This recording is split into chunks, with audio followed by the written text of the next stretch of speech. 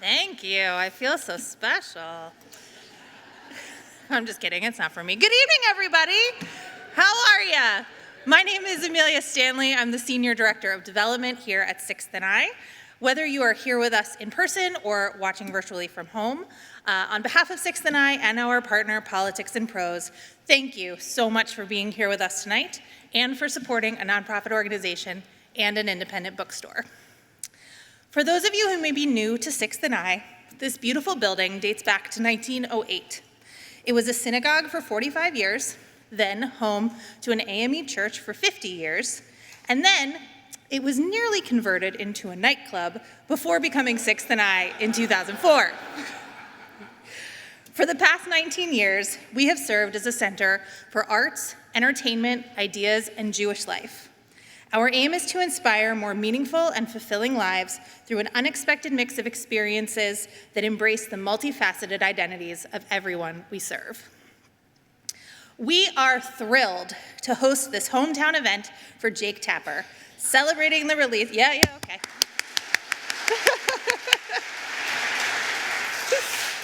To celebrate the release of All the Demons Are Here, his third novel and the third installment in his best-selling historical thriller series, which follows the adventures of Congressman Charlie Marder and now his kids. After writing about the 50s in Hellfire and the 60s in The Devil May Dance, Jake sets his latest release in the wild year of 1977, which brought the New York City blackout, Evel Knievel, the death of Elvis Presley, the son of Sam murders, the rise of tabloid journalism, the prevalence of cult and UFO sightings, and let's not forget the disco scene. The bizarreness of this time makes for a page-turning read.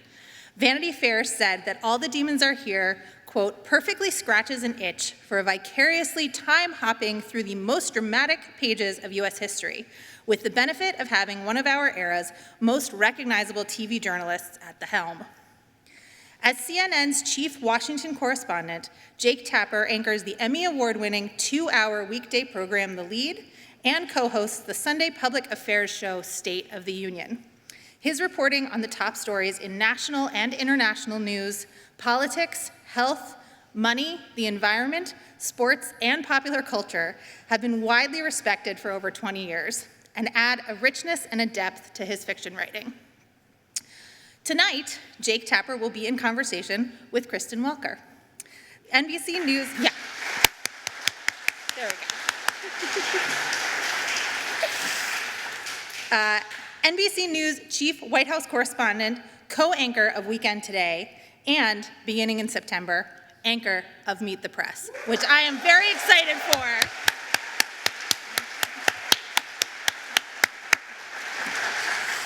Kristen will be the second woman and first Black journalist to serve as host in the show's 76-year history.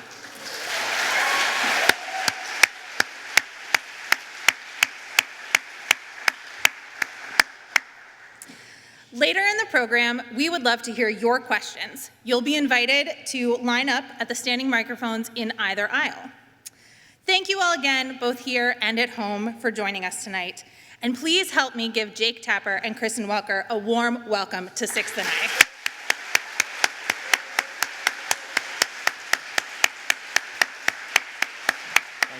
Thank you. Thank you so much. Thank you. Thank you.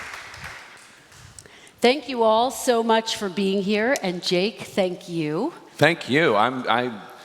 When I asked you to do it, I never thought you'd say yes. Of course. And then like a couple days later, it was announced you're taking over Meet the Press. And I'm like, she really doesn't have the time for this. Well, it made for a very, actually, as I said to Jake, I was thrilled to have something to read that was fun and exciting while I'm in this transition period. And I do want to say, before we get started, I first met Jake more than a decade ago when I came to Washington to cover the White House for NBC News. Jake was the chief White House correspondent for ABC News at the time.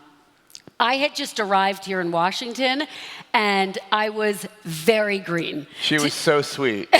She was, and it was me and Chuck Todd and Nora O'Donnell, and we were all just jaded and grizzled, and she comes in, and we go on to, she'd be like, you guys, we need to recycle.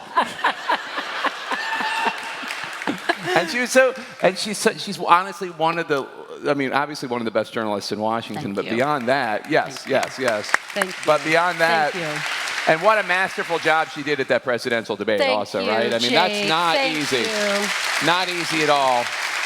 But beyond that, one of the most eminently decent and sweet people I know, like while also Thank you. being a tough journalist. It's not an easy thing. So, Well, this means the world to me. This means the world to me. I'm so honored to be here. And I learned so much about journalism from Jake, from watching you, from watching the way you demand answers, watching your tough questions. And Jake is one of the people who helped me get my footing in DC. So when he asked me to do this, I thought it was a huge honor. So thank you. Okay, well, it's very sweet. Very much. So let's dive in, shall we? By the way, I said, should we have wine? And then they said, Cheers. cheers to you. Yeah, To your l'chaim. book. This is kind of like when Oprah Winfrey sat down with Matthew McConaughey and they did shots. Exactly the This same. will be a great conversation. I am my own hero. So let's start off by talking about your incredible book. Here it is, All the Demons Are Here. This is your third mystery thriller, Yeah. Jake. So talk to me about what draws you to this genre, why you keep coming back again and again. So I love reading. I love reading everything, but I really love reading thrillers because there is unlike our actual jobs, you get an answer, and then you find out what really happened. And there's still so many things that we've covered, some tragic and some Yeah. just bizarre, that we still just don't know the answer. And I guess there's something about that I love. But I think also it's just, as somebody who's just very curious, some might say nosy, some might say intrusive. It is fun going into worlds and lives and figuring out who done it. I was a big Agatha Christie fan when I was a kid. I was too. And Hardy Boys before that, of course, Nancy Drew, all that. So it's just always been fun. Well, what's fascinating about this book, and obviously your two other mystery thrillers, is that they are historical fiction. Yeah. And some of the characters are real, some of the events are real, but a lot of the conversations are ones that you have made up. Talk about how you navigate that, Jake. I mean, how do you blend those two worlds? So I think we're having a microphone issue here. Are we having a microphone no, issue? it's okay. It's Okay. okay for now, but just Okay. FYI, be on alert. I will say, when writing The Hellfire Club, and what fascinated me about 1954, that's the Yeah. first book in the series, was just the McCarthy era, which I had been reading about, and it seemed, when I was writing the book in 2015, 16, 17, it seemed very relevant to what we were going through in terms of, you know what I'm talking about. So it's a sophisticated audience. I don't need to spell it out. So the first draft I did, I was still getting comfortable with the idea of putting, of using real people as characters. And then I realized that I just needed to go for it. I needed to have like a kind of some rules of the road. I'm not going to have Joe McCarthy, dancing the polka naked in the middle of Times Square, but I could have him saying and doing things that he didn't say and do, as long as it felt right. It felt right for the character. Yeah. Caleb Carr, when he did The Alienist, which is an amazing book of historical fiction that's about Teddy Roosevelt as a New York City police commissioner, is a character, and obviously there's a lot invented there. And I'm not comparing my stuff to his because he's brilliant, but the idea of getting comfortable with it is important because it's really about entertaining the reader, maybe providing some enhanced understanding of some of these characters, but real characters. But so I went back in the second draft of that book, and there was a character I'd invented to be kind of like a stand-in for McCarthy and Roy Cohn, and I just put McCarthy and Roy Cohn in there and just erased everything else. And so then I just got more comfortable. Yeah, and then I just got more comfortable with it in the second book. Like if I could go back again, and re-edit the first book, I would make McCarthy an even bigger character. You know what I mean? And so the second book, I was much more comfortable, and so I was just like running around with Bobby Kennedy and Frank Sinatra, and we were just doing all sorts of stuff. And this one, yeah, I mean, this one, Evel Knievel, the stuntman from the 70s, is a major character, and I went much farther with him than I did even with Sinatra, just in terms of, okay, we're going to have Evel Knievel run for president. We're going for it. That's what we're doing, and we're going to do it within the realm of how this might actually have worked if it had happened. But I'm just going to do it. Well, you made it seem effortless. I mean, did the confidence just come from those first 2 books and from the reception that you got? Is it just about practice makes perfect? Because it's. I mean, I was reading it, and Roy Cohn makes an appearance in this book. I won't say where or how, but it's so fun, these moments where these historical figures pop up. He is, but that is where he would, I don't know, no spoilers, but that is, he would have shown up there. Yes, he would have. Yeah, okay, Yeah, so you'll understand later if you read the book. No, it was just fun. I mean, that was just the point of it. And I think every book that I've written, I've gotten successively, I hope, better as a writer, better as an editor. That's really important. Yeah. And also just more focused on the reader. More focused on the reader. I think if I had any criticism of my first book, it's I would have edited a lot more out of it. Like if I could go back. Like I was having fun, but maybe it was more fun for me than the reader in some instances. And then the second book, I thought I got better at it. And in fact, so the second book takes place in 1962. Charlie and Margaret, the heroes, are basically blackmailed by the Kennedy administration to go and figure out, is Frank Sinatra really mobbed up, or is it kind of just an image? And by then, I was just having fun. But I wrote an entire chapter. It turns out that President Eisenhower, who was Charlie's, general in World War II, and then his political hero as well, President Eisenhower in real life moved into the Rancho Mirage area where Frank Sinatra lived. And I wrote an entire chapter. When I found this out, I was so delighted. And I wrote an entire chapter where Charlie and Margaret go and visit Dwight and Mamie Eisenhower. And then I threw it all out. I threw out the whole chapter. I spent weeks on it.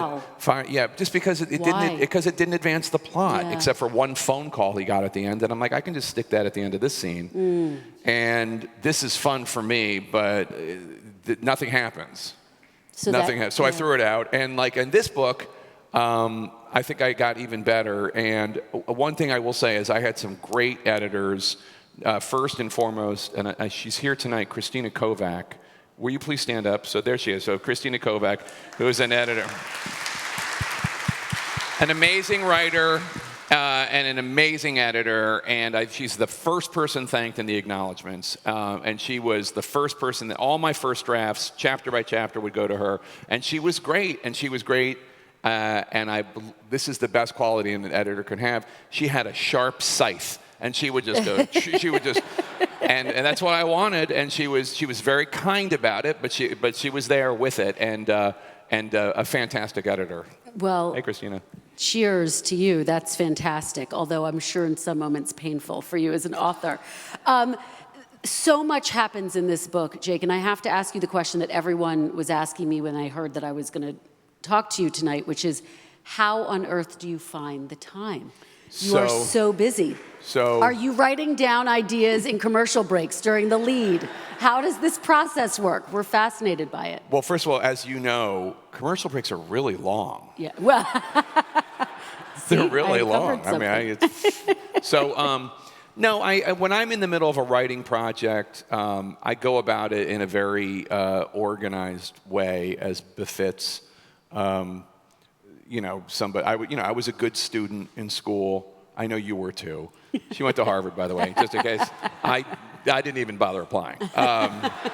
Your school wasn't too shabby. But I'm like you. I'm studious, right? And so when I have a writing project, I go about first of all the research and the outline, and then I work on the outline. I really make a structure. And then I divide it into chapters, and then I work on Google Docs so I can have access to it whenever I want. And then I try to write at least 15 minutes a day. In the morning or at night? Usually it would be, usually in the morning. Okay. So my kids go to Murray, and my wife takes them. I get up with them at 7, and I don't like it, but it's the only way to see them in the morning. And then at 7:35, they're out the door, and Jen, usually after she drops them off, my wife Jen will usually go get Starbucks or call her friends or whatever, and she lives a secret life. I don't know. There's a whole period that's unaccounted for, but it's okay because that's when I write. And I write, and there's a good hour there, or almost hour, between them leaving and the 8:30 morning call that I do with my staff, and then I just steal time whenever I can. If I'm traveling by train. Yeah. Right? I love the train, and I usually have a laptop with me if I'm on a trip, and 15 minutes a day. Anybody can find 15 minutes a day. Anybody can. And by the end of the week, if that's all you've done, that's an hour and 45 minutes. That's at least a page or two. And so it works. I love hearing that, because I think that so many people have been curious about your process. And you're right, 15 minutes a day is actually a workable thing. You can do it in lunch. Yeah. Just close your door. I'm going to have lunch. I'll talk to you in 20 minutes. And then you're writing. I want to ask you, because another thing that Jake and I have in common is that we're both from Philadelphia. Yes. And I know that as a kid growing up, yes, nice. Please. I heard that there's somebody with an Eagle sweatshirt here. I read it. There you are. All right. Nice. I read it online from Jane, wherever Jane is. There you are. Hey, Jane. Talk a little bit, if you will, Jake, about how growing up in Philadelphia impacted who you are as a journalist and as a writer. I know you wrote for your community when you were growing up, when you were a kid. Yeah. Your neighbors, I should say. Yeah, I wrote for our courtyard. Yeah. It was like 6 homes, and I wrote a little. I was like 4. Yeah, I was 4. It was a little mimeographed newsletter called JT's If You Please. We'd had a naming contest, and I forgot. I think anyway. You don't care who came up with the name. So I'm trying to think about how Philadelphia influenced me as a journalist. I mean, first of all, I just love Philly. It's a great town. My dad and mom were, very well-meaning progressives who moved into a not great section of Philadelphia, like Queen Village. It's different now, but it was kind of like a rough neighborhood. My dad is a doctor and a pediatrician, and he wanted to provide health care to people of low income, and he wanted to live with them, among them. And also, I don't know that the kind of doctor he was, and I think it was a lot of Medicaid funds, that I don't know that they could have afforded, a center city home or the fancy place you grew up. No. I grew up a few blocks away in Fairmount. Right, no, I know, I'm just joking. So that probably just like that experience of just of growing up in an area that was a lower middle class home, half a block from a housing project, was definitely influential in just terms of how I saw the world. Yeah. Then my parents split. My dad moved to the main line, completely different situation, very fancy. But some of the things that I think were interesting just as a kid that I picked up were Frank Rizzo as mayor. I remember Frank Rizzo as mayor, and I remember my parents hating him with a vengeance. My parents hated Frank Rizzo was a Democrat police chief bully who he was like very pro police brutality. I mean, if that can be a stated position, he was he was a horrible guy, and so there was that, and then.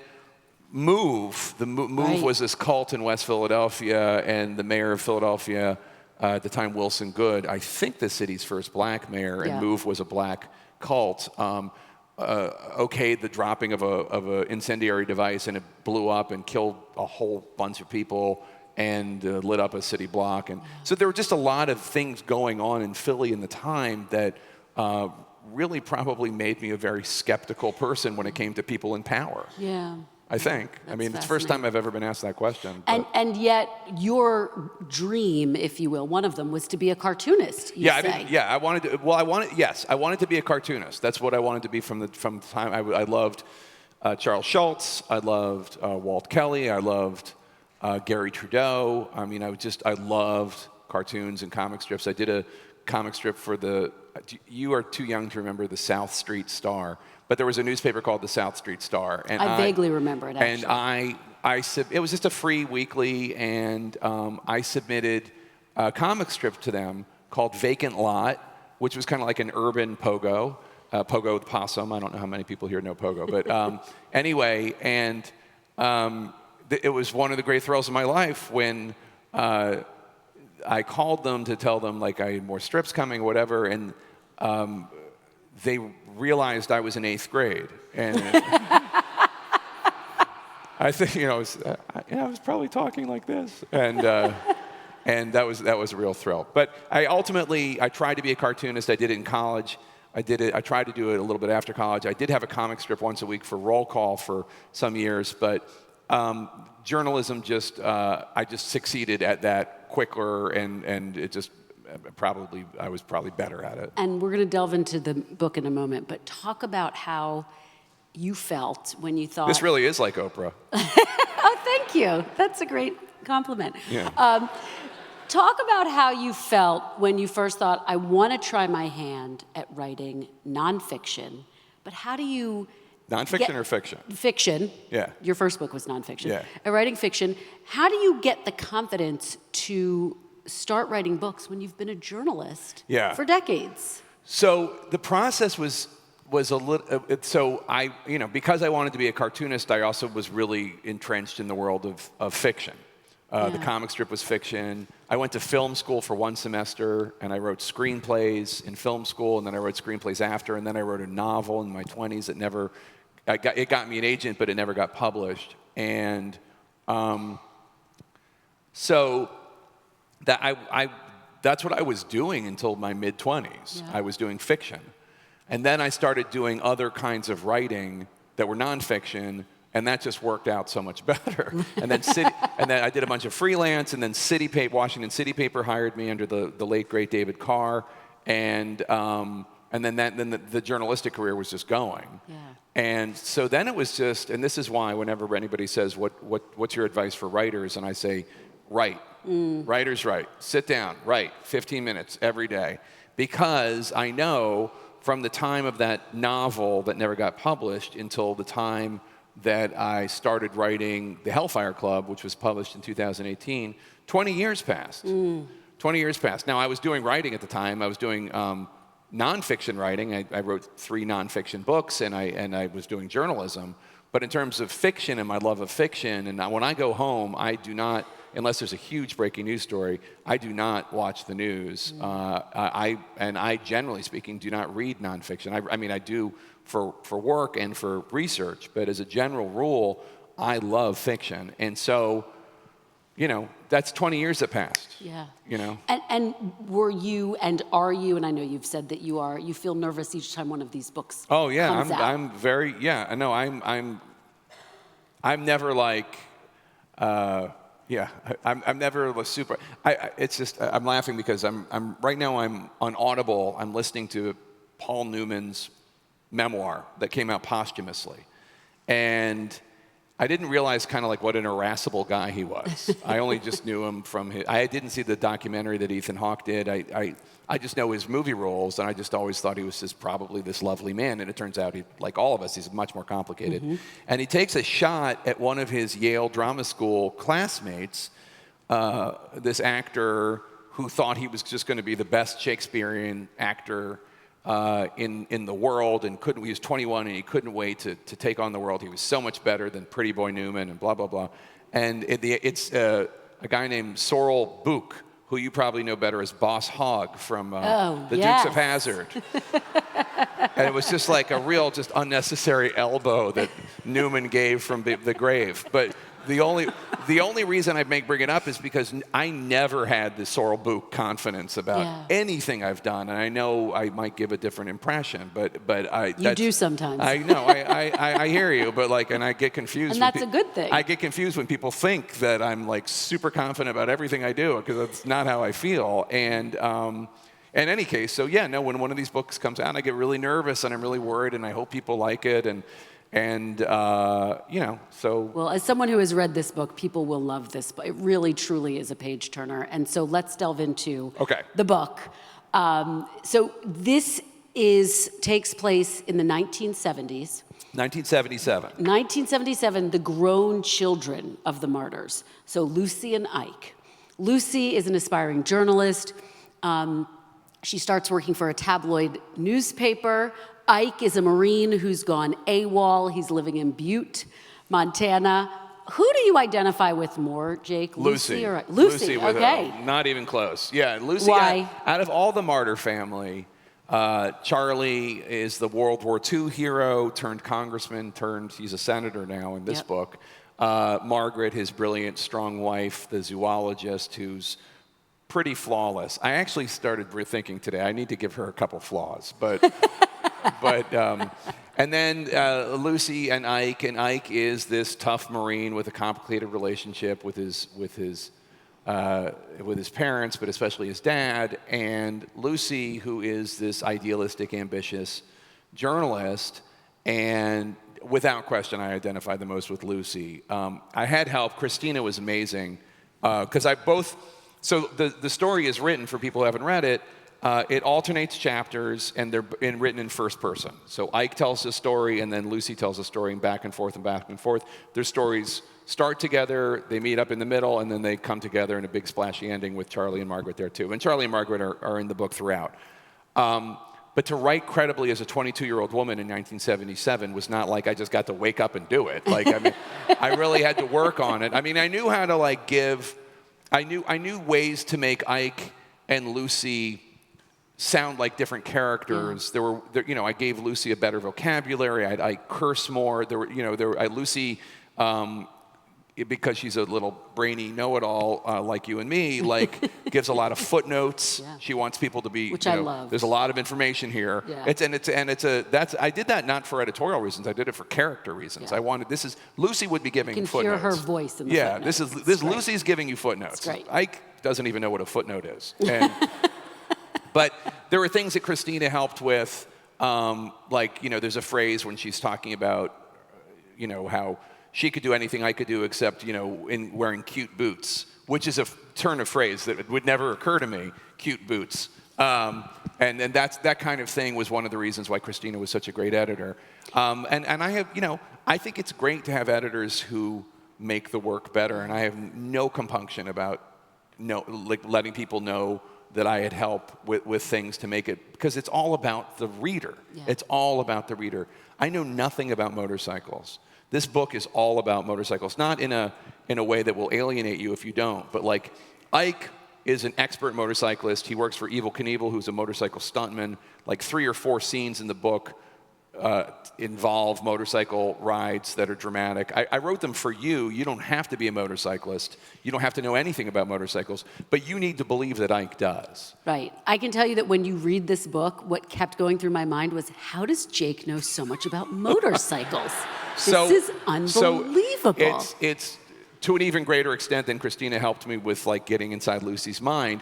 After I wrote the first draft, I went to a guy who rides motorcycles, who's a writer named Mark Gardner, and he's great. And I just said, like, help, because I hate it. I don't know about how you guys are, but I hate it when, as somebody who knows about journalism and politics, when I'm watching a TV show or a movie, and they obviously have no idea what they're talking about. Right. I don't mind like a Flight of Fancy or whatever, but like, there's this. I think it's in The American President. Yes, it's in The American President, where they have President Shepard introduce legislation. Yeah. And I'm like, what? That's what? not how it works. There's no White House bill number 75. Or it drives me nuts, the instructions Holly Hunter gives cab drivers in broadcast news. I'm like, why is she taking DuPont Circle to get to Arlington? What are you talking That's about? great. So That's I so didn't want great. anyone going through that. So Mark helped me with that, and I just think it makes it better. I mean, Well, it does. And so let's hear a little bit of Oh, yes. Lucy's So- voice. Jake's going to read a couple of passages throughout the evening. And this one is, Lucy works for not just any tabloid, but this tabloid newspaper owned by the Lion family, Lyon. And a lot of people have drawn parallels to the Murdoch family. yeah, I've drawn parallels. You with it. have, fine. Max Lyon says things in this book that Rupert Murdoch has actually said, in terms of his Verbatim. journalistic philosophy, in terms of. Just so because I wanted him to be a more credible And it's character. credible, right? Yeah. And just so you know, this scene that There's Jake cursing. is about to read has cursing. They are caught in the New York City blackout of 1977. They all pile into the Lion Limousine. The limo driver is named Rocco. One of their other staff writers is named Ashley. And it really showcases how they push the limits ethically.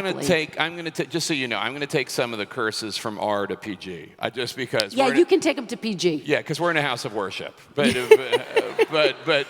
so the curses are. I'm You can gonna say expletive. Yeah. Well, I mean. You say what you want. I'm gonna. Yeah. It's edited for television.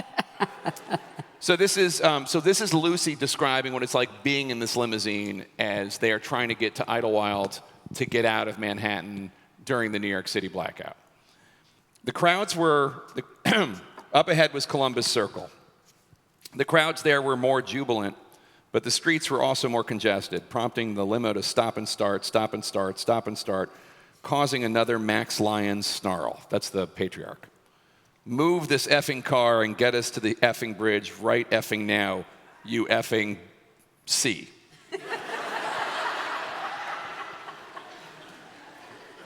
All right. Is that good? You understand what I'm saying? He yelled.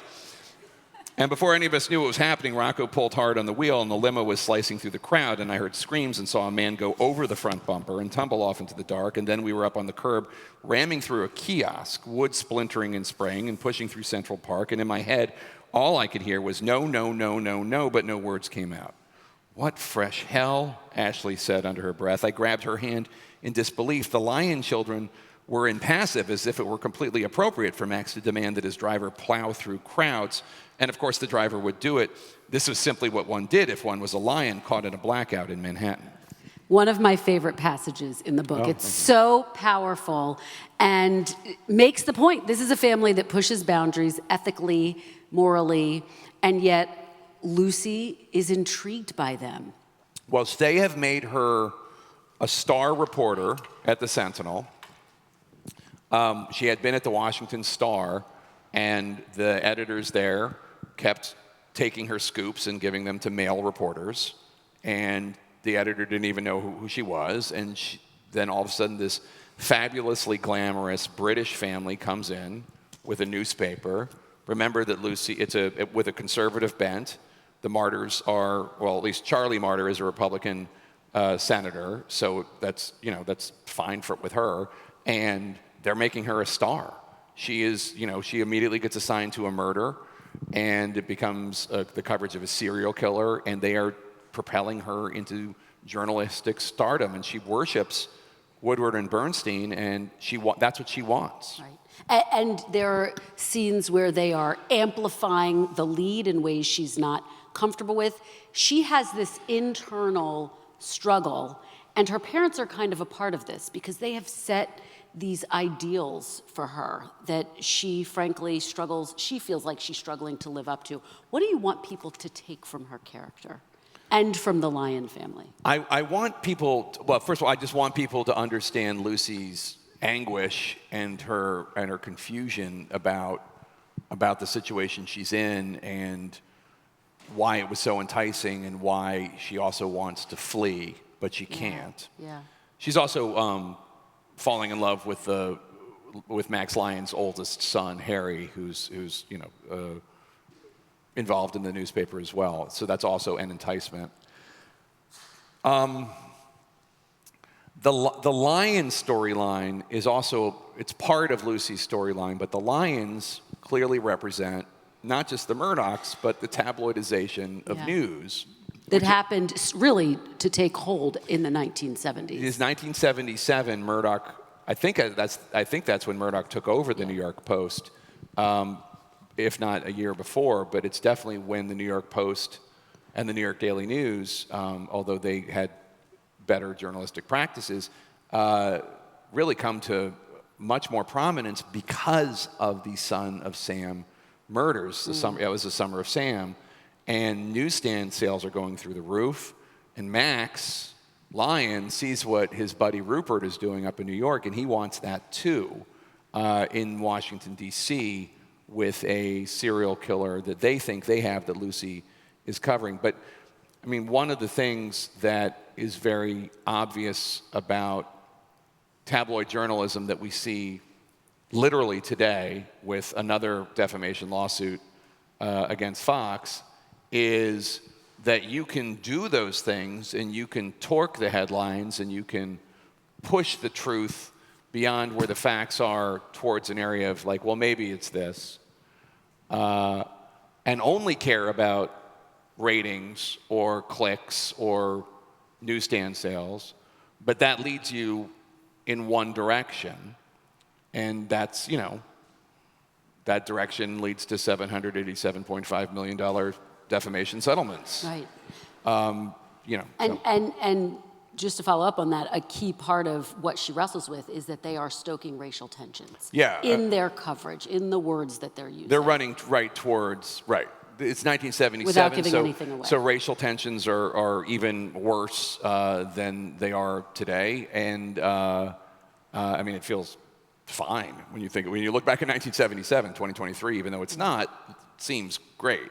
And and Max Lion and the Lion family, instead of trotting carefully on it, they run right towards it. Yeah. They want to stoke the flames. What I love about Lucy is that, first of all, I related to her because she was a young journalist starting off and had that moment of naivete and wide-eyed wonder where you think that everything's going to, you know, you're going to be the next Woodward or Bernstein, and then the reality hits. And but it's a very universal struggle, this kind of struggle that she had to live up to her parents, which Ike struggles with. Yeah, I mean, you don't have to know a ton about journalism to Right. understand and appreciate the dilemma that she's in, which is wanting to succeed quickly, but not wanting to cut any corners, which is, you know, kind of generally impossible, wanting to live up to her parents' example, while also wanting to chart and blaze her own path. Yeah. So, yeah, I mean, I think it's pretty universal. And the push and pull that she goes through, it's not just about Fox, and it's not just Right. about, and it's not even just about journalism. It is the dilemma of all of us when we have to deal with flash versus substance. It's the dilemma of all of us when we have to deal with, like, well, what will be the most appealing to the biggest number of people versus, well, what's substantive and important? Right. Which is something that we all experience all the time in everything we do. Yeah. Let's talk about Ike and Evel Knievel. Okay. What was so fun also about this book, Jake, even though you identify more with Lucy, I had your voice in my head for every Ike scene, Oh, is which that right? just made it very fun for some reason. Okay. But Ike is a Marine who's gone AWOL, and he's working with Evel Knievel. And I heard you say that Jimmy Kimmel helped give you this idea that Evel Knievel should be in this book. Talk about why. The first novel that Jimmy Kimmel has ever served as a muse for, I think. So I go fishing with him in Idaho, and he has a lodge, and it's decorated. The bar is decorated with Evel Knievel memorabilia. Evel Knievel had his ill-fated, unsuccessful jump over Snake River Canyon in 1974 in Idaho. And there's an Evel Knievel pinball machine, an Evel Knievel autographed picture, Sports Illustrated cover, Rolling Stone cover. There's a scene where Ike is at the urinal looking at a New York Daily News cover Right. that, you know, has at the top of it Ford pardons Nixon. but that most of the cover, about 55% of it, is about Evel Knievel's, unsuccessful jump over Snake River Canyon, which is hilarious. Which Like, is a real historical event. Yeah, but also the fact that they got more coverage in the New York Daily News, like in terms of square inch, than Ford pardoning Nixon. So anyway, the appeal of Evel Knievel, whether because I'm 2 or 3 years younger than Jimmy or not, has always eluded me. I never really got it. I had friends that had the lunchbox, and I had friends that had the action figure, but I never really got it. But Jimmy said, no, you're missing out. Like, this guy was a character. And you should, Johnny Knoxville did a documentary called Being Evil. He produced a documentary called Being Evil. And he said, you should watch that, and I watched it, and I was like, this is actually like a really fascinating character, and quintessentially American character in terms of like his love of celebrity, he had, his appeal to the masses, his salesmanship, his showmanship. He is in many ways. There's a Trump, or there's a Knievel-esque quality to Trump. It's all part of this, P.T. Barnum. I mean, there's a whole thing about people who are really able to capture the public's imagination in a way that eludes elites. And Evel Knievel was definitely one of them. So you take me to my next point perfectly. There's an effort to have Evel Knievel run for president.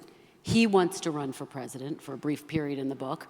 And you relay this moment where Ike learns about Evel Knievel's trip to Washington, D.C. This is a real trip. This is a real trip. This is one of these beautiful moments where the history is real, but the conversations are surely made up, where he is trying to get the Secretary of the Interior to move a whole bunch of elk so that they can be hunted. And it also dovetails with his ambitions to run for president. So if you would read that portion. The run for president is concocted by the fictitious governor of Idaho, who is trying to get Evel Knievel out, who is down in the dumps because he had an unsuccessful jump in January, which is true, and an unsuccessful film release called Viva Knievel, which is also true. You didn't see Viva Knievel, And so this governor has like convinced Ike and Evel Knievel, let's do this just for publicity. He's just going to do it for publicity. Right. So then he's telling him about this very real trip that back when he was just Robert Knievel, before he took up motorcycle riding, when he was just a poacher in Idaho, in Montana. He did this. Okay, so this is Lucky Strong is the name of the Idaho governor telling him this story. So the kid grabbed a pair of antlers and hitchhiked all the way to the White House. What? I asked, amazed I'd never heard the story. Yep, said Huckleberry. That's one of Evel Knievel's assistants. He got to D.C. and Senator Mansfield helped him get a meeting at the White House. Mansfield was a senator from Montana. Met with JFK himself, Evel shouted. They're all in a camper, an RV, sleeping off a drunk. I assumed Evel was per usual exaggerating. Nothing that happened in reality was ever good enough for his storytelling. A lanky fellow had to be 7 feet. Every fish landed was the size of an alligator. Every conquest a Playboy centerfold. If he had truly met with the sainted JFK, he would have told us the story 100 times by now. Anyway, Huckleberry said, he had a meeting at the White House, and I'll be goddamned if he didn't convince the Secretary of the Interior to relocate thousands of elk to states where they could be hunted. Because at the time, the Park Service was just going in and killing all the elk because of overpopulation. Again, that's true. He met with the effing Secretary of the Interior, I asked. Yeah, Huckleberry said. I forget his name. Udall, I said. Stuart Udall was Secretary of the Interior for both JFK and LBJ. Mansfield had brought him over to our house a few times, and he told us stories about his 50 missions as a gunner on a B-24 Liberator in World War II. Huckleberry shrugged. Anyway, Udall called off the elk shoot and had the excess moved out of the park and to other states where they could be legally hunted. This is a true story, I asked. And then Evel says something crude. His companion giggled. It was a wild story, and assuming it had actually happened, it kind of changed my view of Evel for the better. Not that I was going along with the idea of him running for president or believed he had the temperament and discipline for such a job, but there was maybe something there, a kind of political acumen that wasn't completely hot air. So the parallels to today, Yeah. not just to President Trump, but to our politics are Yeah. unmistakable in Evel Knievel. Why was that important to you? Well, I mean, in addition to having this Trump-esque quality, we are now in a place where celebrity is worshipped even more than I ever thought it could be. Like, I remember thinking like 20 years ago, well, this is nuts. And it's far beyond that, far beyond that. And when your sweet baby, she's a 2-year-old, is old enough and talking about people on Netflix and YouTube that you have no idea who they are, you'll know even more what I mean. I can only But imagine. yeah, people who are just famous for being famous. Yeah. I mean, the Kardashians Right. could not have existed in 1977. People would have been like, who are these people? They don't even Yeah. do anything. Right. Evel Knievel at least rode a motorcycle. But we're in this world where that is now so important. How many followers do they have on Instagram? And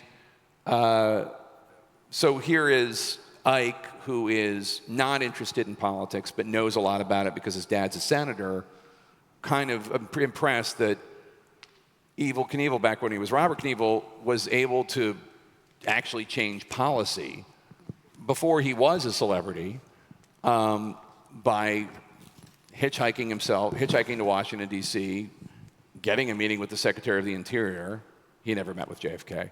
And changing the law or the rule.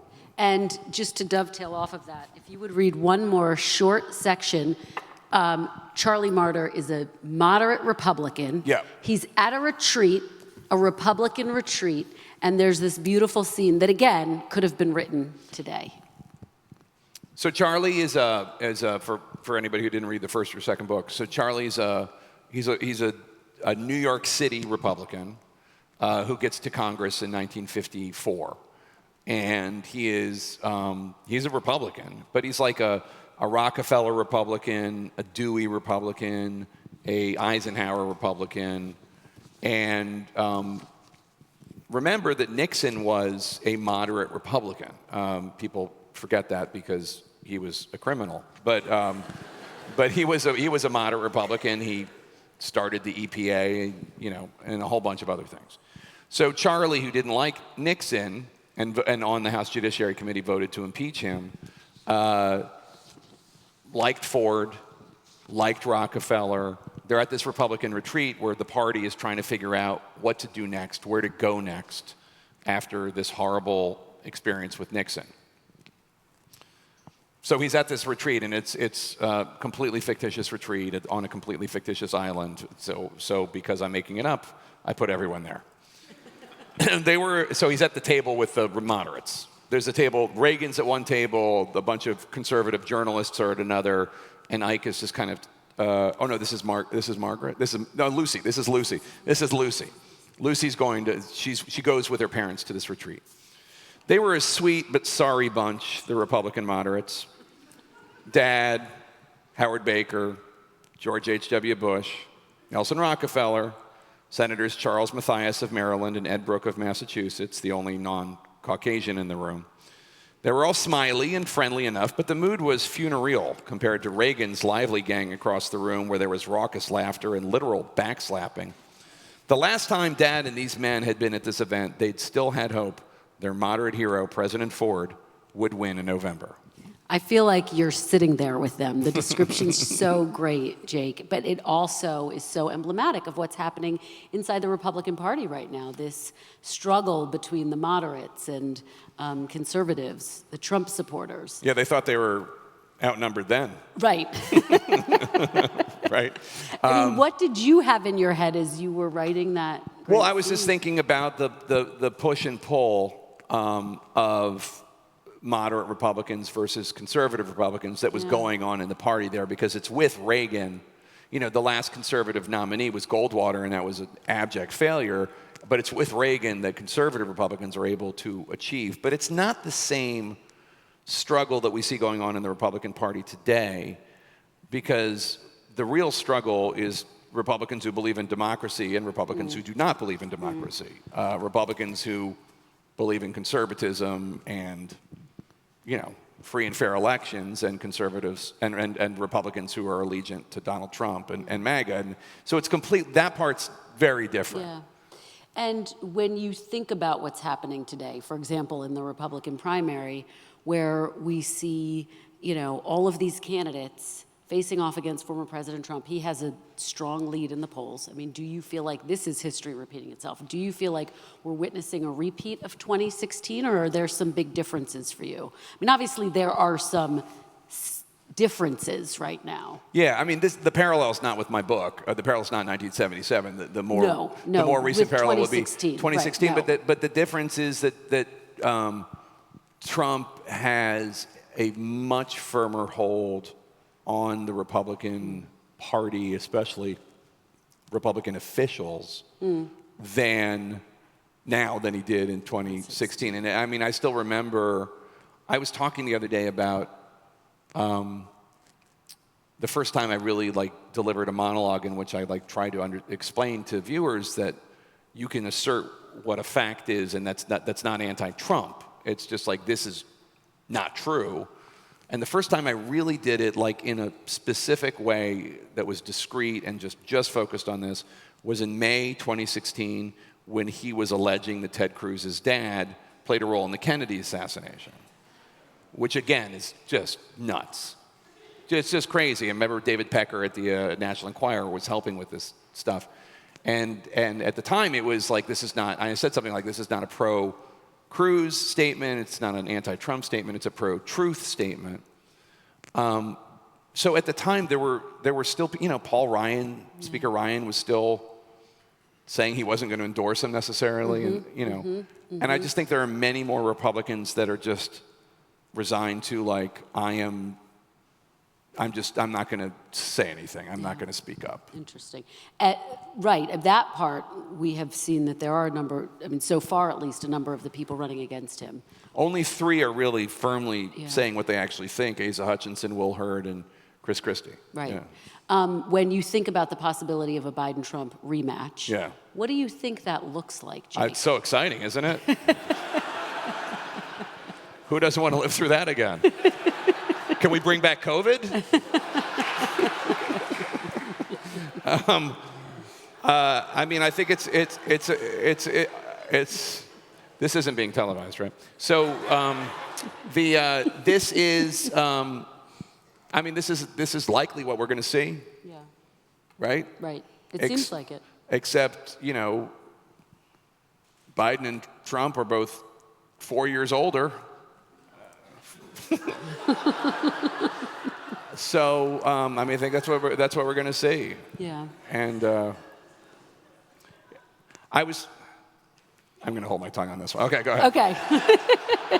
We're about to start audience Q&As, but before we do, I know that you are working on yet another book. I'm working on 2 books. Two books. Well, one's in the 80s, right? One's fiction in the 80s, and one is a nonfiction book.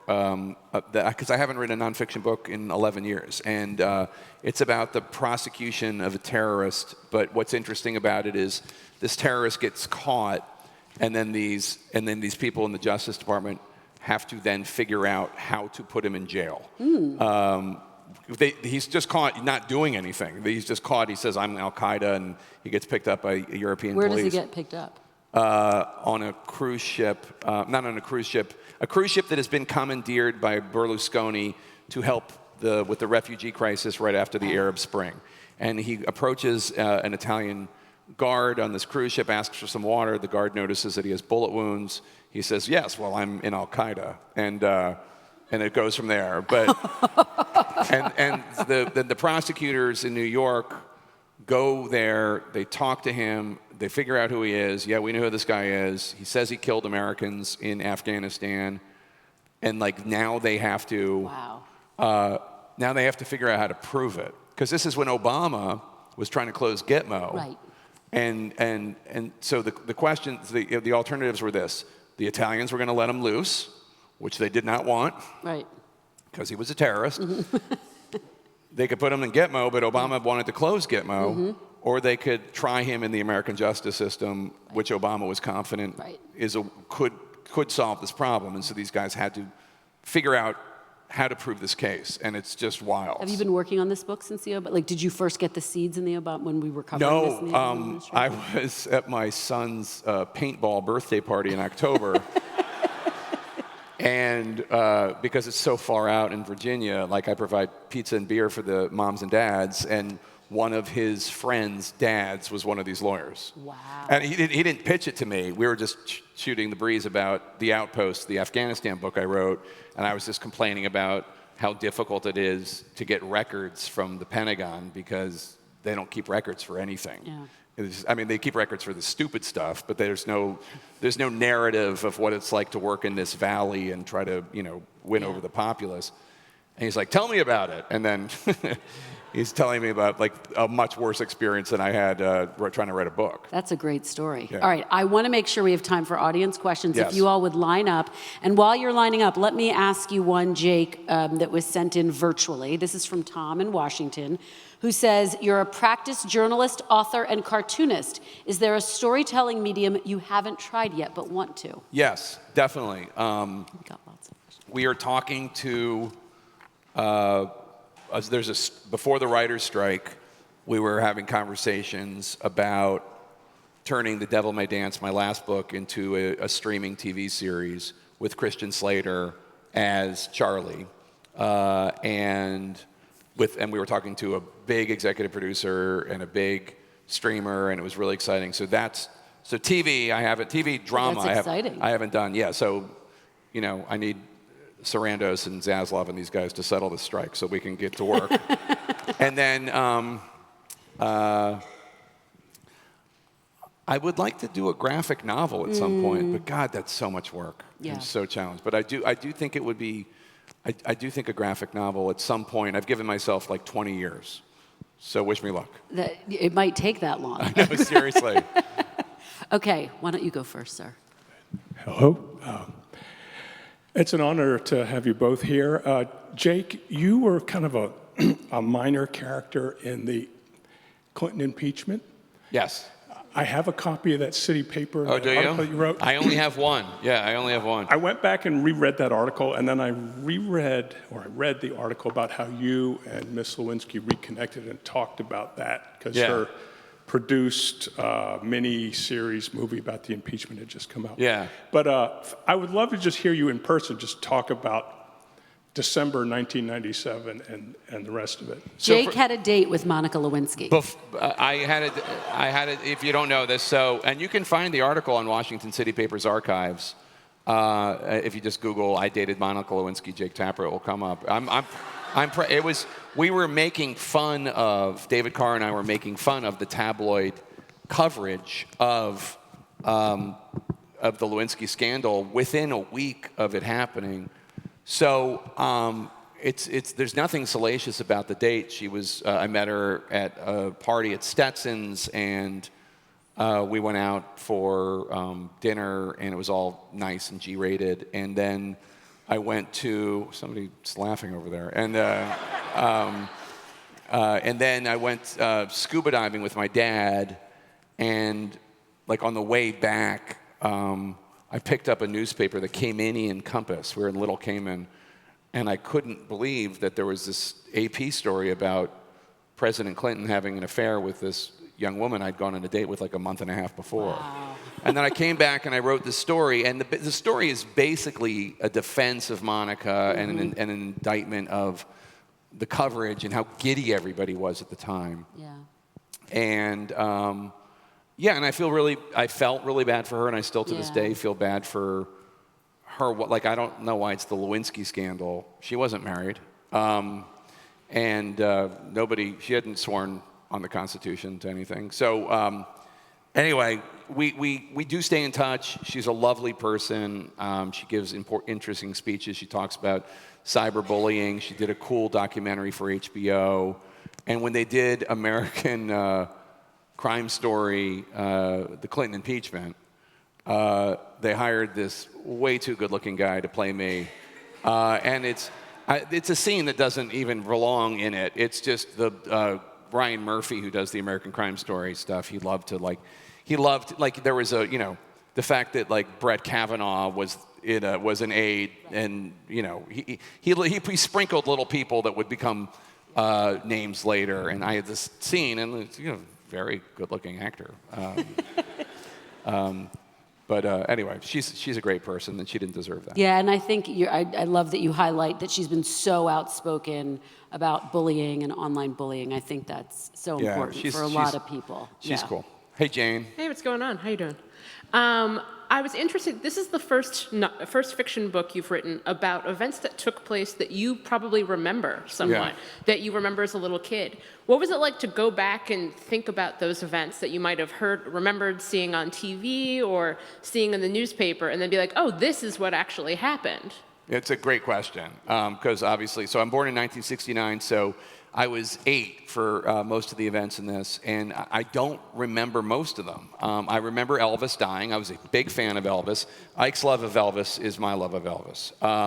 And I remember gas lines, but that's not even really in the book. I think that comes a few years later, actually.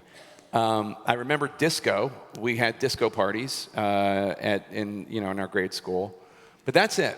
I remember Star Wars. I remember some of the smaller social pop cultural references, but like I don't remember distrusting government or Laetrile, this quack cure for cancer, or Agent Orange, or I don't remember any of that. I do remember not thinking that the 70s were like at one point I was gonna skip the 70s and go to the 80s because they just that's like Top Gun versus Welcome Back, Kotter. And but old people who had lived through the 20s, that lived through the 70s in their 20s, told me I was wrong. And I went back and I read all this research and books, and they were right. I mean, they were right. I mean, I don't even think I mentioned it, but there was a time where there were like rumors about the White House Chief of Staff doing blow at Studio 54, Hamilton Jordan. I mean, it was a really wild time. Can you imagine cocaine at the White House? So that would never happen today. But so it was more just like, wow, so this is what the grown-ups were going through, or this is what the grown-ups were keeping from me. I did an event in Philly, and my mom was there, and Jim Sciutto and I talked about this because Sciutto he was on the Upper East Side. We're about the same age. He's a little younger, I think, but he remembered Summer of Sam. He remembered the New York City blackout. And there's no reason I would know the New York City blackout, but a major serial killer at like our Big Brother city, like an hour north, like I would know about Summer of Sam unless my parents were purposefully making sure I did not hear about Summer of Sam, which they clearly were, and I thank my mom for it. So I think it was just a revelation of like, wow, it wasn't as lame as I thought, and boy, my parents did a really good job hiding stuff from me. Go ahead, sir. Actually, I was going to ask something similar. The idea to focus on Ike and Lucy having young adults. You mentioned Nancy Drew and the Hardy Boys. Were there other literature about young adults that factored into this? Were you always planning to focus on Ike and Lucy at this point, and have you already given thoughts as to what they might be up to in the 80s? I think that I wanted to try something new, so I wrote in first person, and I also alternated characters chapter by chapter. It is easier so Charlie was born in 1920, so in 1977 he's 57, or about to turn 57 because his birthday's Pearl Harbor Day. And I really do talk about them like they're real people. There's just so naive a 57-year-old senator can be and have it be credible, and it's much more, and it was like, well, by 77, the kids are in their 20s. Let's just do them. Like, they'll be much more easier. It'll be much more easier to stick them in situations that are dangerous, because I can say as a 54-year-old, like, in most of the situations that if I were in with Ike or Lucy, I'd be like, I'm just going to go home and take a nap. Like, I'm not going to Studio 54. What the hell you're talking about? So And then the one that I've been working on now, the fictional book that takes place in the 80s, takes place on the 40th anniversary of the D-Day invasion, and a rich industrialist has purchased this beautiful yacht and brought all these World War II heroes, including Charlie, onto the ship for a cruise. And, you know, a lot of rich people and other people he's trying to impress are on the cruise ship. And on the first night, one of the major generals who helped run World War II disappears. Are Ike and Lucy there? Lucy tells the story. Okay. Ike is back in Montana. He's a sheriff. Oh, he's a sheriff? Well, deputy. Yeah. I didn't see that coming. That's a good plot twist. Good, great question. But he's helping them, but by phone. By phone. Yeah. Okay. Hi. Hi. So sometimes male writers can struggle to put together really comprehensive female storylines. 100%. And I think that you've gotten actually like a lot of praise about how Margaret, as a person who has adventures separate and apart from her husband, she's not standing there being like, oh gosh, what do we do now? And it sounds like Lucy really has her own kind of driving storyline in this book. So I'm curious, like, how did you kind of set apart saying, like, my female characters are going to have something to do that is not staring at their significant other, being like, gosh, lead me in the right direction? Because I started writing in 2016, you know? I didn't start writing in 1977. I started writing today where, like, I'm aware of what the Bechdel test is. I'm like, I understand, like, these criticisms of what literature and entertainment has been for most of recorded history. And also, by the way, women read books more than men do, and especially fiction. And I'm married to a very strong woman, and I have a very strong girl, if that's okay to call a 15-year-old daughter. And it's just important to me. And it's just reflective of who I am. And I mean, both of my executive producers are women. It's just like, this is the world that I'm in. And while it's true, I read a lot of fiction that falls into the, bad boy walks into town and, romances his way in through I do read a lot of thrillers are like that. That's just not me, and these books are me, right? They're about me, and that's not what I represent or stand for, and I'm trying to do something different and something true to me, and so it is important to me that the women characters be their own people. And I remember, if people don't know what the Bechdel test is, the Bechdel test is, does this work of fiction involve one conversation in which two or more women are talking about something that is not about the man? And that's a reasonable test. It's actually kind of a low bar, right? I mean, you are 51% of the population. This is not like a charity. Like, you're here. It's your world. I just live in it. And so it just became important to me. And it's how I'm raising my kids, and it's the woman I married, and it's how I live my life, and it's why I have friends like Kristen, and, that's it. Thanks. Okay. Great. Great answer. Please. And tell us your name if you can, just so we have a Sure. sense My of name is Janet. Hi, Jake. I'm Hi. a huge fan. Oh, Thank you thank for you. being here. Thank you. So I'm sure everyone here loved CNN Plus as much as I did and misses it very much. All 5 weeks of it, yes. Yeah. It was a great 5 weeks. For those of you who don't know, I had a book show on that channel, on that short-lived streaming channel, that I am proud of. It was a celebration of authors, and we made really sure to, we had fancy authors, and I mean, I'm proud of that show, and I hope they bring it back, at least, the archived version. We did a whole interview with, now his name is now escaping me, which is ridiculous because he's one of the best fiction writers alive. Who wrote the corrections? John Franzen. And an hour-and-a-half conversation with Jonathan Franzen about the creative process that never aired. I mean, it's just, as a writer, it's just like, come on. Did it go online, or can you put it No, online? it's just sitting in an there. edit room somewhere if we're lucky. That's painful. Anyway, I'm sorry, I interrupted. I digress. You just answered my question, actually, because my question was about Jake Tapper's book club, which I liked very much, and I was hoping they would bring it back, and I wanted to know if it is out there somewhere to watch. And then, since you already answered that question, I will say I remember at some point you mentioned you were working on a series on CNN about, like, scandals. Yes. Do you have an update on that? So, yes, great. Boy, You're good. I do my research. First of all, I would love to put the book club on air, and there's just some news about how CNN is going to join the Max streamer at some point. There are plans among the Discovery and CNN leadership today to do that, and maybe, I mean, we already have 6 just episodes that are already done. Just I don't know how much it costs to boot them up. So, I mean, it could be $1 million for all I know, but it's probably like 5 cents. So, and then to produce the other ones would be great. The Scandal series, it's called The United States of Scandal. I'm really excited about it. It's gonna. Last I heard, it was going to air in the fall. We finished it. It was kept. It's not, obviously it's not going to be on CNN Plus, but it's going to be on CNN. It is about, it's every episode is a different scandal that most of you have lived through, in which we go and talk to somebody that you would like to hear from that you didn't get to hear from during the scandal.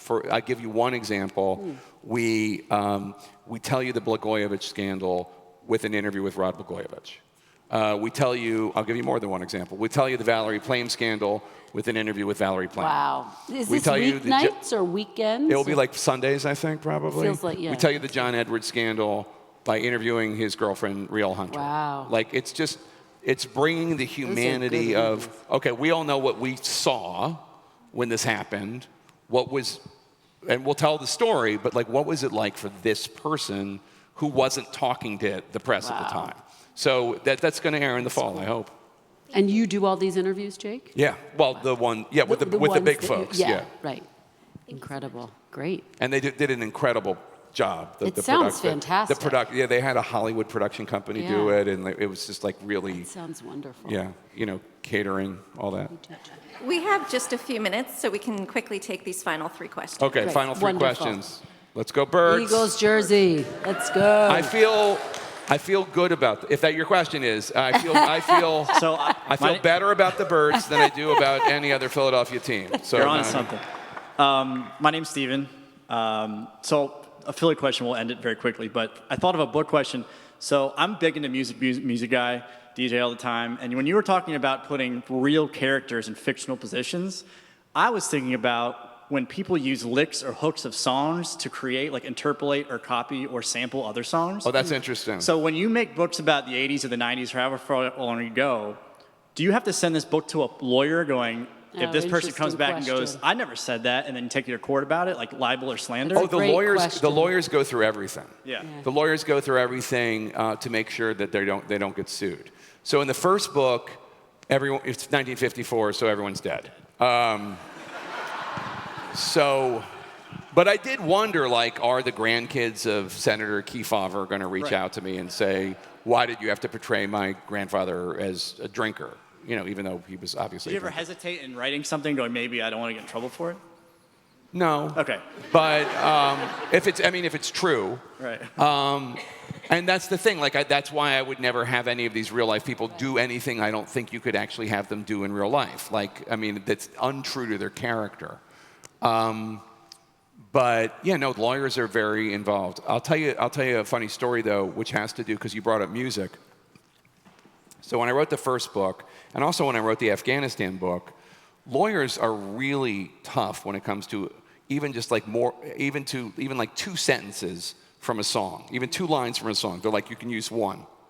You can fair use 1, and after that they'll sue, and you can't do, because the words are copyrighted too, not just the tune. And it's very frustrating, because when you're trying to create a sense of atmosphere, like I remember when writing The Outpost, writing like a real life scene where they're driving this military convoy through Afghanistan and they're listening to AC/DC. Why can I only do 1 line? This is what they were actually listening to. It was even worse at the very end, at the end of The Outpost. I don't know how many of you read the book or saw the movie, but at the end, they sang Folsom Prison Blues on a guitar amidst this burning camp. And I couldn't quote it, and they didn't put it in the. I could quote 1 line, and in the movie they didn't put it in because it would cost $200,000 or something.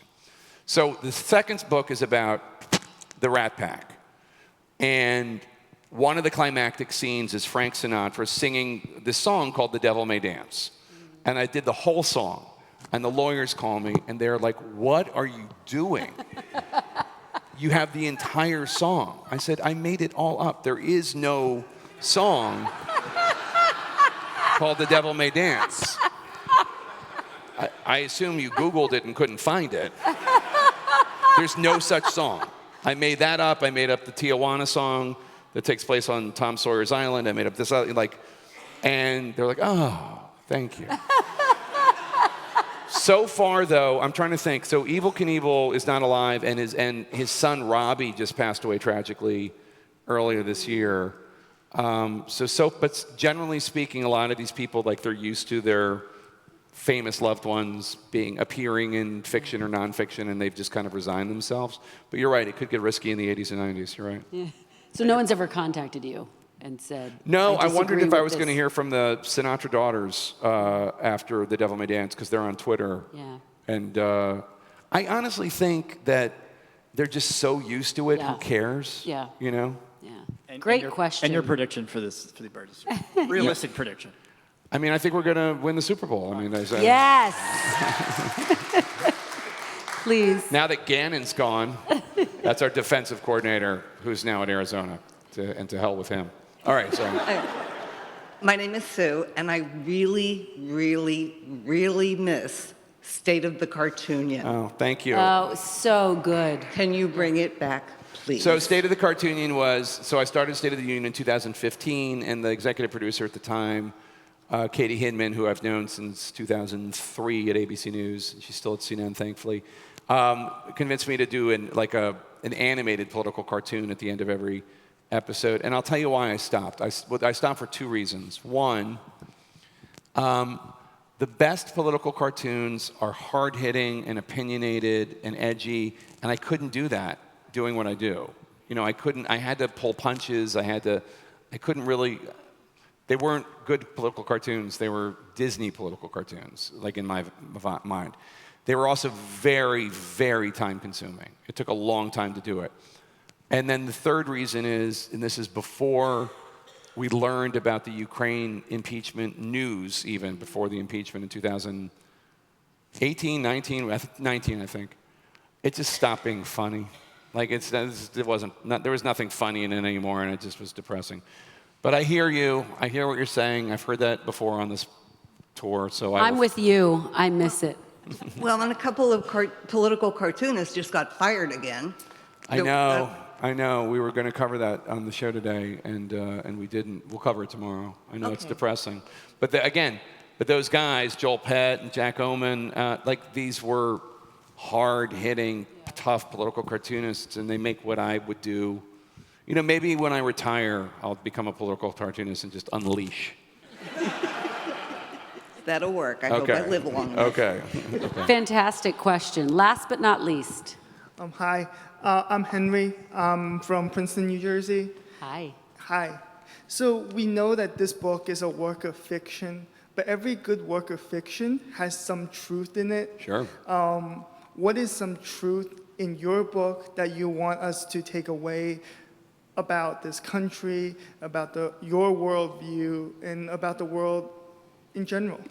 So that's a great question. I think I don't want to spoil anything, but I mean, my concerns about bad journalism, tabloid journalism, and where it leads are spelled out in a fictional way in the book, even if we see it in a non-fictional way in the news today. You know, the pursuit of ratings and clicks and newsstand sales above facts and truth leads us to a destructive place. And so that's why I don't want you to think that the book is like a lecture, because it's not. But that's one of the things about it. And then I think there's a lot in there. 1977 was a time when people were really disillusioned because of the Vietnam War and Watergate, and the realization that, like, our government and our generals had been lying to us. And I feel a lot of the same disillusionment today. And Ike is a character who is while Lucy is an idealist, Ike is very disillusioned. And it's why he's AWOL. He was involved in a military expedition in Lebanon that went wrong, and then the Pentagon was lying about it. And it's a fictitious military expedition. But I mean, I think the push and pull between idealism and the risks of that, and the disillusionment, which many of us understandably feel in this day and age, when there is so much to be depressed about in terms of lies and unchecked lies, and our fellow Americans believing lies. I just think that there is a remedy at the end of the day. One of the lessons of my books is that it's about friends, and it's about family, and about how there is truth and comfort in that. And that the struggle has to continue. We have to keep fighting for what's right. We have to keep fighting for the truth. We have to keep standing up for what's right and difficult, even over something that's easy and wrong. And those are my worldviews. But hopefully it's just a fun read. Honestly, I just wrote it for you to enjoy it. What a fantastic last question and answer. Thank you. Jake Tapper, thank you so much. That was incredible. I want to thank all the demons Kristen are here. Welker for an amazing job. Thank you so much.